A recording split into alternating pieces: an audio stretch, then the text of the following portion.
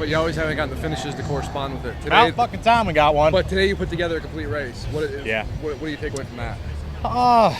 We know we can do it, you know. I look at Vegas, we got pinched up in the wall. According to the Blaney fans, that was my fault, though. You know, just not being there and not putting yourself in the right spot. And I thought today, you know, we had to fight for it. We fired off just okay. And I said, hey, I want clean air. I want good track position. And my pit crew is solid. They got us up there, gave me a shot, had a good restart, and then it was game on from there. So just a really good weekend down here.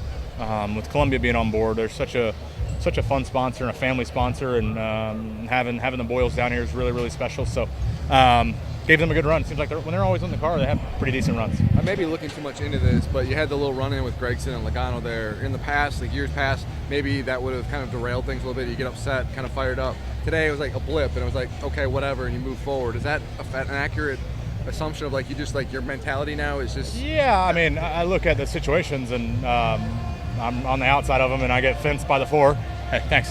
I get fenced by the 4, and then I'm on the outside of the 22, and I don't know what he does. He just gasses up, and so it's like, what are we doing? So you just race how you're raced, and is what it is. But yeah, I think taking a deep breath and having the people around you to keep you grounded is super important. But you want to be a jackass, I can be a jackass back.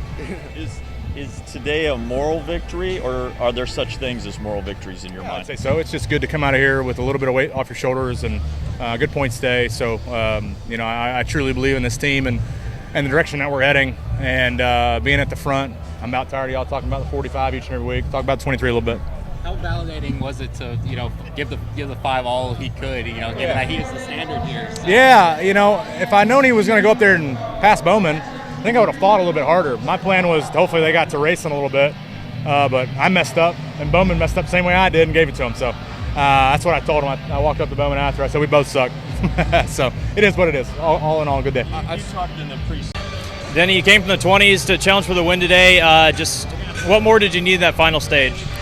I just need some more speed and track position. I just didn't, I probably didn't do great metric-wise on pit road. And then on the restart, I lost some, a couple spots, and that was just a killer. I tried to block the 17 on the restart and ended up getting underneath the 23, and just, it put me 3 wide bottom there, and then I just got freight trained by a couple guys. So just not a great day, a good day. Just need a little more speed. Can I ask you about Bubba real quick? Today, he put together a lot of stage points this year, but hasn't put together a complete race. Today, though, complete race, a lot of stage points, and a great finish. What are you seeing from that team when they have finishes like this and what they're capable of? I mean, just do you want to go back and listen to what I said earlier in the year? We feel like we got a game changer there in Charles that is getting the best out of Bubba. Their cars are fast. I mean, I would contend the 2311 cars in general are just really fast. And so I think they got really fast cars, and Bubba's putting it together. He's putting in the work, and obviously it's showing with results right now. You talked about the fact that you guys were just a bit off at Vegas last week. To come back, rebound 1 week later, another mile and a half. I understand these two tracks are way different, but what does that do for the whole of JGR, especially when you and the 19 are up here finishing top 5? Yeah, I mean, I still think we got work to do. I contend that we don't have still the speed that it takes to lead a ton of laps, which is showing in laps led. We're not leading laps like we have in the past, so it's just all of JGR. So I think we got to get our cars a little bit faster to really contend week in, week out right now.